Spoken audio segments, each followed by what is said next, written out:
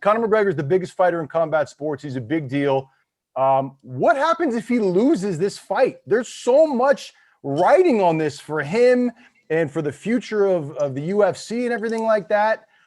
So what happens if he loses to Dustin Poirier? People lose, man. It happens. It's part of the sport.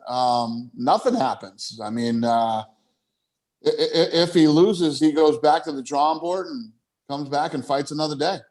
He really badly wants a rematch with Khabib. I watched the press conference Thursday morning, and he talked about unfinished business with Khabib. He also wants, belts, and he wants to prove to everybody that he's one of the greatest who's ever lived and all that stuff like that. But if he loses to Dustin Poirier, what does that do to a possible fight with Khabib? I mean, Khabib, you spoke with Khabib, you know him well. Where does that leave us?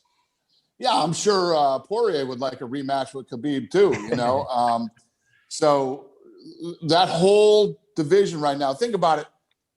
Charles Oliveira just came off an incredible win over Tony Ferguson, right?